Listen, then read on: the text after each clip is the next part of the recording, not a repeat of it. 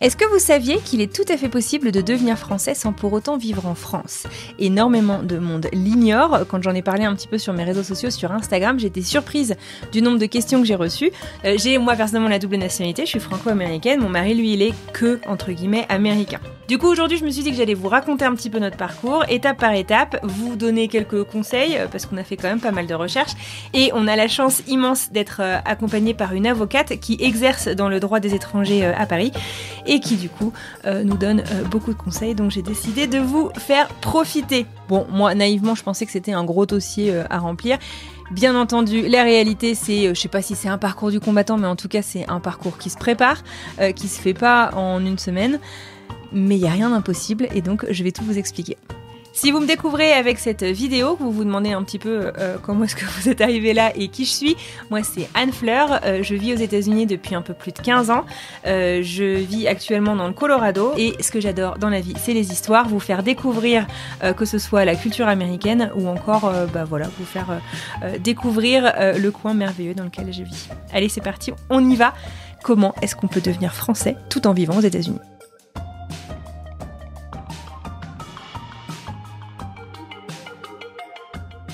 Bon alors, la première grande question, c'est est-ce qu'on est éligible pour devenir français ? C'est une bonne question, Jean-Michel. Les trois grands moyens de devenir français, il y en a d'autres, mais les trois grands mécanismes, c'est tout d'abord la filiation. Vous l'avez peut-être déjà fait, moi c'est mon cas, je l'ai fait pour mon fils qui est né à l'étranger. Si l'enfant est né d'un parent français, il a la possibilité de devenir français lui aussi. C'est un processus plein de papiers, mais pas hyper compliqué, et de mémoire, si on le fait avant les 2 ans de l'enfant, c'est un peu plus simple. Donc voilà. Sinon, si vous n'avez pas la chance d'avoir un de vos parents qui est français, il y a encore 2 grosses options. La première, c'est la naturalisation, qui est basée sur la résidence en France. C'est donc pas de ça que je vais vous parler aujourd'hui, puisque je viens de vous le dire, j'habite à l'étranger. Et sinon, c'est la nationalité, déclaration de nationalité par le mariage. Il y a 2 grands mécanismes pour acquérir la nationalité française. Donc la déclaration de nationalité, qui va plutôt être l'acquisition de la nationalité par le mariage, et la naturalisation qui va davantage reposer sur la résidence en France et donc le temps de résidence en l'occurrence.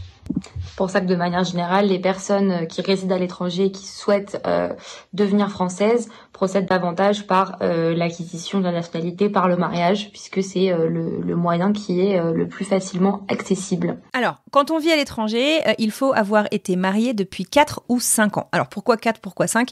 Je ne sais pas exactement les raisons de tout ça, mais en gros, il faut avoir été marié avec une personne qui est française depuis au moins la date du mariage, depuis 4 ans, si le conjoint français est inscrit sur les registres des Français de l'étranger. Vous savez, c'est les registres qui permettent de nous contacter en cas de catastrophe naturelle, mais aussi pour avoir une idée de la circonscription que chaque consulat gère. C'est aussi comme ça qu'on va être, contacté pour les permanences de passeport ou encore pour l'organisation des élections, par exemple. Si c'est pas le cas et que vous n'êtes pas inscrit au registre des Français établis à l'étranger, c'est pas dramatique, mais du coup, il faut un minimum de 5 ans de mariage. Ce mariage, qu'il ait eu lieu à l'étranger, c'est pas du tout un souci, mais il faut que ce mariage ait été retranscrit sur les registres de l'état civil en France. À peu près tous les consulats ont une page qui est dédiée à ça, les consulats français du coup à l'étranger. C'est à nouveau pas hyper compliqué, mais voilà, c'est quelques documents à rassembler. Si vous l'avez pas fait, ça peut être une des premières étapes à accomplir. Il faut savoir que pour devenir français, on a des critères qui sont prévus par la loi.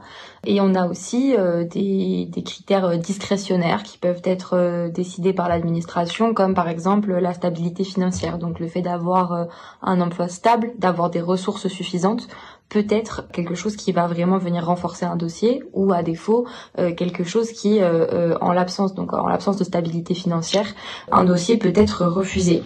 Alors, une fois que moi j'ai pris contact avec notre avocate, elle m'a fait une liste de tout ce qu'on devait réunir finalement pour pouvoir envoyer notre dossier, enfin le dossier de mon mari, à l'ambassade, sachant que quand on vit aux États-Unis, on va dépendre en fait d'un consulat différent.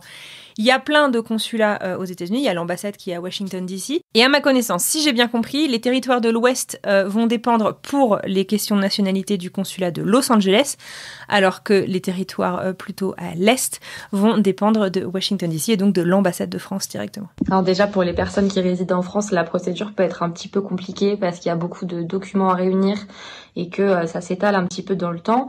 Quand on vit à l'étranger, il y a une difficulté supplémentaire à mon sens qui va être celle de traduire les actes qu'on va devoir soumettre à l'administration française et de les faire apostiller dans la plupart des cas.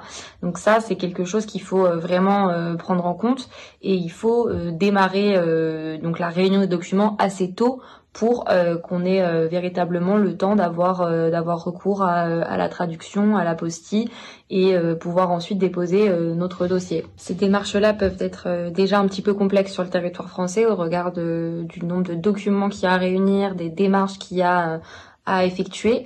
Et quand on vit à l'étranger, dans la quasi-totalité des cas, il va y avoir 2 étapes supplémentaires qui vont être de devoir traduire les actes qu'on produit, donc par exemple l'acte de naissance, l'acte de mariage, le cas échéant si on ne s'est pas marié en France, l'acte de naissance des enfants aussi, pourquoi pas. Et ces documents-là, il va falloir les traduire et les faire apostiller. Donc ça, c'est des étapes qu'il faut absolument prendre en compte et qui peuvent aussi prendre un certain nombre de mois selon le pays dans lequel on se trouve. Ensuite, il faut pouvoir justifier d'une communauté de vie, et cette communauté de vie, donc le fait qu'on vit ensemble, il faut qu'elle soit à la fois matérielle et affective. Affective, a priori, c'est que vous êtes amoureux et que vous passez vraiment votre vie ensemble. Et matériel, ça va être aussi lié, je sais pas, des factures, des conjoints,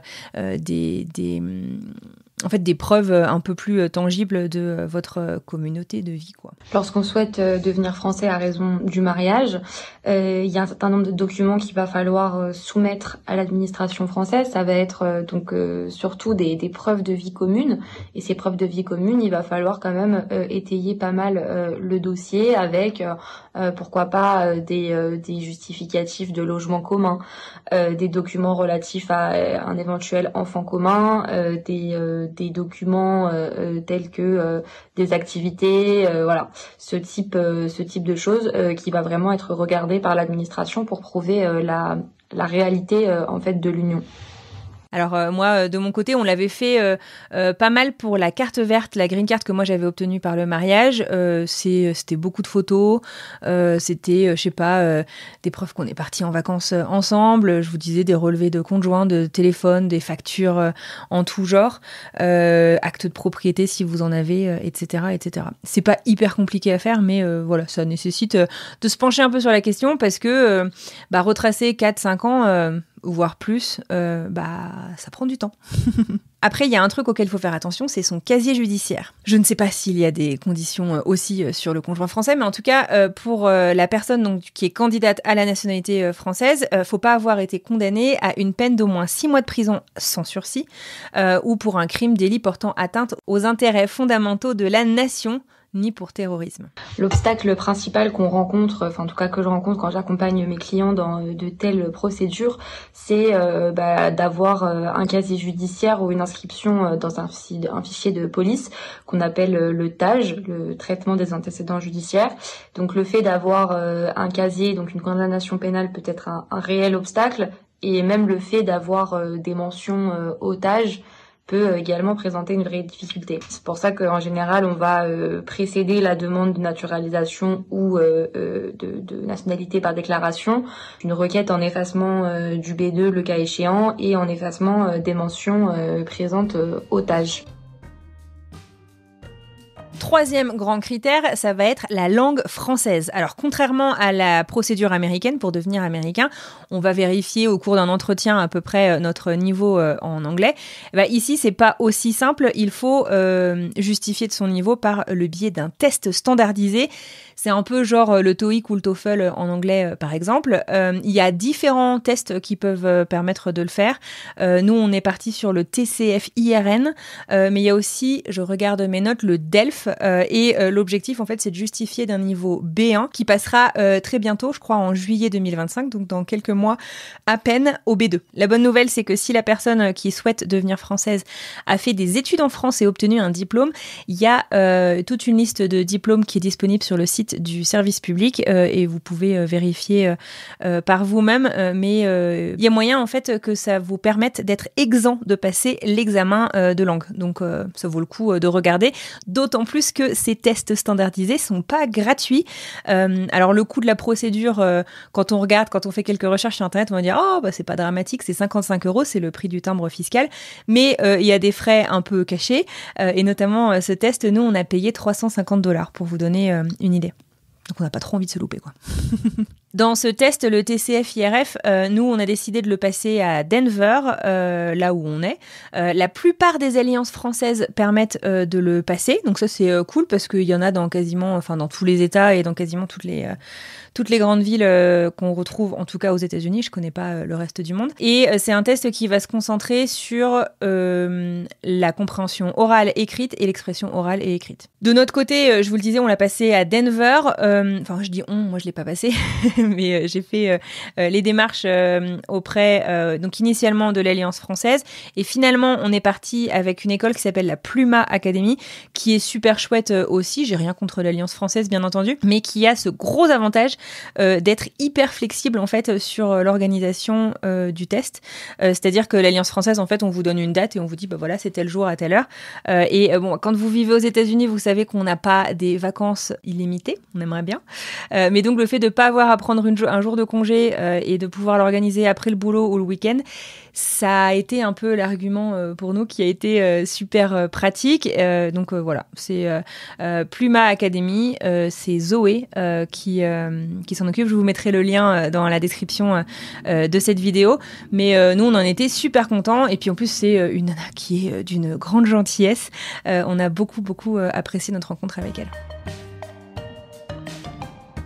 Alors, je vous parlais du coup, je vous disais, le prix du timbre fiscal, c'est de 55 €, c'est pas dramatique. À ceci s'ajoute donc le prix du test si vous devez le passer. Donc nous, 350 $, donc on est déjà à plus de 400 balles en gros.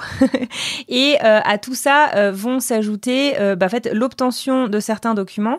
Aux États-Unis, il y a pas mal de documents qu'il faut payer pour réobtenir les certificats de naissance, de mariage, de divorce si on a, etc. Et puis, il va falloir aller faire les apostilles, je vais vous expliquer de quoi il s'agit après, et il va falloir traduire. Et il faut que ce soit fait par des traducteurs agréés. Alors l'apostille, c'est quoi ? C'est un espèce de certificat d'authenticité en fait de votre document, sachant qu'on récupère beaucoup de choses au format électronique, ça permet de s'assurer que c'est pas vous qui l'avez fait dans votre coin. C'est un espèce de tampon 3D et aussi un document en fait qui va dire voilà, moi tel jour j'ai sorti ce document pour un tel, enfin bref, voilà. Là où ça se complique, évidemment, c'est qu'il y a 2 types d'apostilles. Ça dépend en fait des documents. Je vous prends notre exemple. Nous, on s'est mariés dans l'État de New York.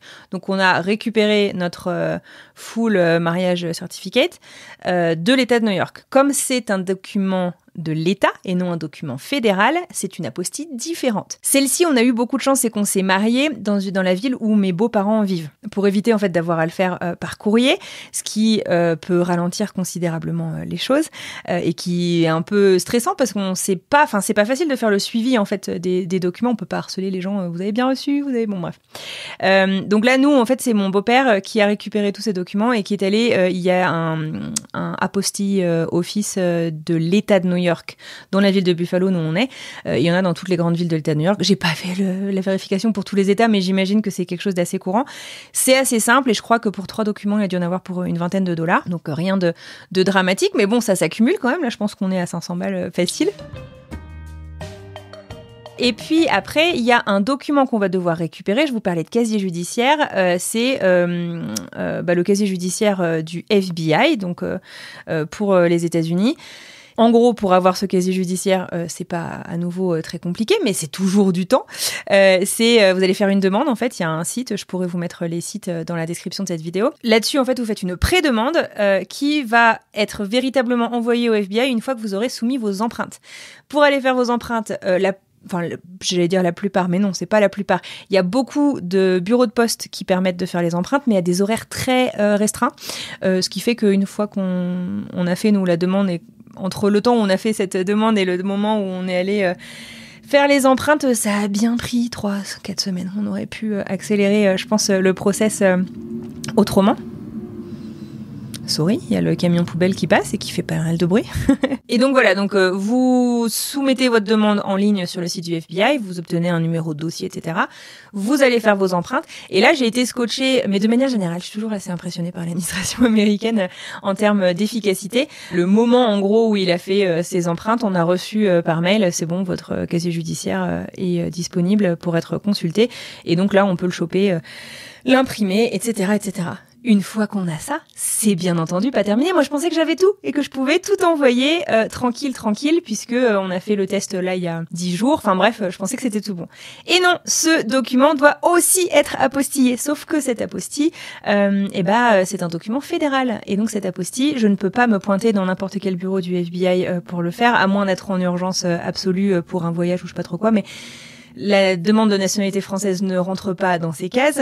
Et donc, c'est soit vous l'envoyez par la poste au State Department, donc à Washington DC, ce qui est cool, mais vous n'êtes sans doute pas sans savoir que le nombre d'employés fédéraux s'amenuise pas mal actuellement, puisqu'il y a pas mal de licenciements depuis l'investiture de Trump en janvier. Là, j'enregistre ça, on est le 19 février.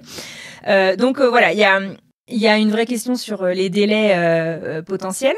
Il y a une autre option qui est de passer par des services payants, du coup, qui vont en fait aller amener eux-mêmes le document au State Department, qui vont obtenir un rendez-vous pour dire ok, tel jour à telle heure on vous remet le document avec l'apostille, et qui vous le renvoie par courrier et par voie électronique. Ça coûte assez cher. C'est l'option que j'ai prise parce qu'on était à la fin du truc et que je vais vous expliquer ces histoires de délai, mais que voilà, j'avais peur de me planter. Mais voilà, j'ai payé 300 balles. J'espère que je vais pas avoir de mauvaise surprise. Voilà, on vient juste de les envoyer là il y a 2 jours. Et l'avantage, en gros, c'est que moi j'ai appelé le State Department pour cette histoire d'apostille. Sur leur site, ils annoncent un délai, je sais plus, de 3 à 5 semaines. Au téléphone, on m'a dit 10 à 12 semaines. Et pourquoi est-ce que le délai est si important? Parce que j'ai pas forcément prévu de partir après-demain. C'est que, en fait, tous les documents que vous avez récupérés depuis la France, eh bien, ils ne sont valables que 3 mois. Alors oui, ils sont pas très compliqués à récupérer, mais enfin, on a aussi une vie, on a envie de faire autre chose que cette demande de nationalité et ce suivi administratif. Donc c'est un peu pour ça, moi, que je suis passée par un process expedited. Je vous dirai si ça marche, on croise les doigts, parce que j'espère ne pas avoir perdu 300 balles et autant de temps, du coup. Je vous donnerai le nom de cette boîte uniquement si ça a fonctionné, parce que je veux pas induire les gens qui me regardent en erreur. Pour les documents français dont je vous parlais, ça va être les certificats de naissance du conjoint français. Alors ça se fait en fait sur les sites internet de quasiment toutes les villes françaises. Vous pouvez faire la demande, sinon c'est au téléphone. Moi je l'ai fait, je suis née en Normandie. J'ai reçu le truc par papier, du coup sous 2-3 semaines. Enfin c'est assez rapide quand même, c'est cool. Et puis fallait les certificats de naissance de mon fils, la retranscription de notre acte de mariage français sur les registres français de l'état civil. Et tout ça, en fait, par contre, c'est hyper simple. Franchement, l'administration française a souvent mauvaise presse, et là, je tiens à dire que c'était hyper simple et hyper rapide. Je suis allée sur France Connect, le service public, en gros, en ligne, et en moins de 24 heures, j'avais tous les documents que j'avais besoin. Donc ça, c'est plutôt chouette. Voilà. Et pendant qu'on en est à parler de délai, une fois donc en fait qu'on va avoir tous ces documents, on va les envoyer en format original papier au consulat. Donc je crois qu'il y a que 2 entités qui le gèrent aux États-Unis. L'ambassade de Washington DC, ça doit être pour la côte est et une partie des États du milieu. Je vous laisserai faire la vérification. Et puis au consulat de France de Los Angeles pour la côte ouest. Nous, dans le Colorado, on dépend du consulat de Los Angeles. Après, en termes de délai de traitement du dossier, je trouve un peu tout et son contraire. Ce que me disait notre avocate, c'est que les services sont un peu plus surchargés si on fait la demande depuis la France. Donc ça, c'est un point sympa de faire ça depuis l'étranger, puisque... a priori, c'est pas 2 ans, quoi. Je suis allée sur le groupe Facebook Français d'Amérique du Nord, qui est une ressource géniale. Vous pouvez utiliser la barre de recherche, poser vos questions aussi. Et j'ai trouvé des délais qui ont l'air assez courts, c'est-à-dire de l'ordre de quelques semaines à quelques mois entre l'envoi du dossier, en partant du principe qu'il est complet et précis et bon et tout, l'entretien auquel sera convoqué donc le conjoint pas français qui demande la nationalité et son conjoint français. Voilà. Alors, ce que moi, je comprends de cet entretien, comme je vous le dis, on l'a pas encore fait, c'est d'abord qu'on va revenir avec tout son dossier, qu'on va éplucher un peu. Faut être prêt à raconter en fait un peu sa motivation et pourquoi est-ce qu'on a envie de devenir français, à parler de son couple, de l'historique peut-être de son couple aussi. Et en gros, voilà, ça va être un peu une vérification de tout ça. Et ensuite, on va passer à des questions sur la culture et les valeurs françaises. Et là, a priori, ça vaut le coup de se préparer un petit peu. Alors, j'ai pris quelques notes qui sont juste derrière là mon téléphone. Il y a donc étudier, ce qu'on nous recommande en gros, c'est d'étudier les fondements historiques et culturels de la France, l'histoire de la France, connaître, je sais pas, les grands événements historiques, la Révolution française aux 2 guerres mondiales en gros. La culture française, se familiariser avec les contributions françaises, peut-être dans les arts, dans la littérature, la philo, etc. Et les innovations et les contributions, c'est d'apprendre un petit peu comment est-ce que la France a influencé ou continue d'ailleurs d'influencer le monde dans des domaines comme la science, la technologie ou encore l'économie.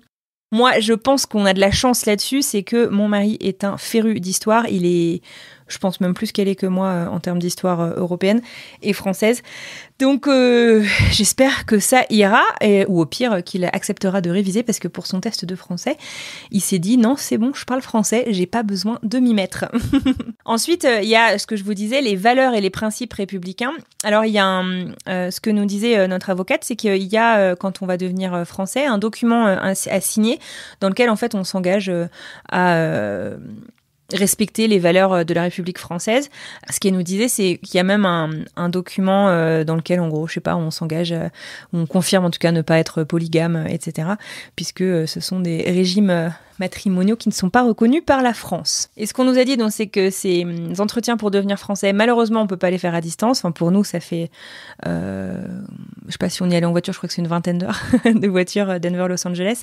Alors oui, on peut y aller en avion, mais c'est un peu cher.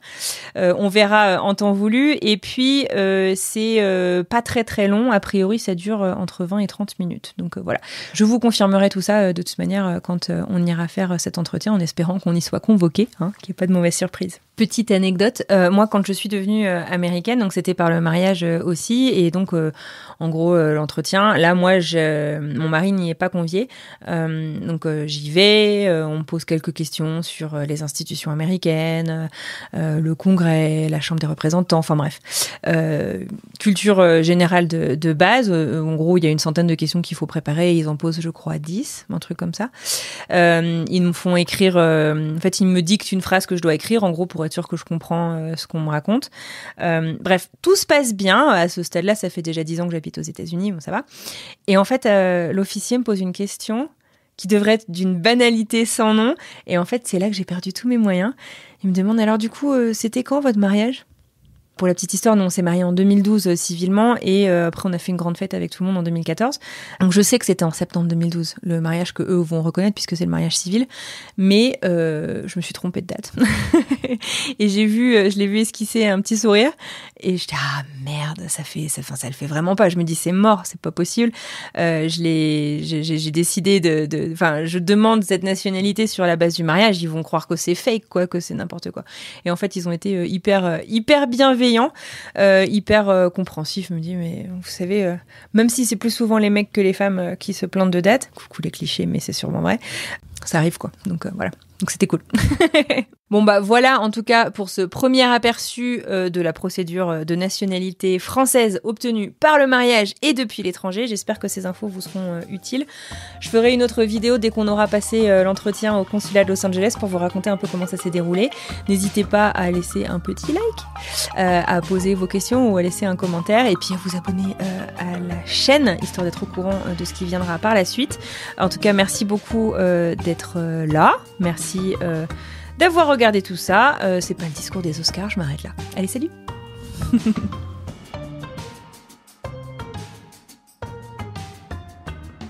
C'est marrant ce truc qui me suit partout.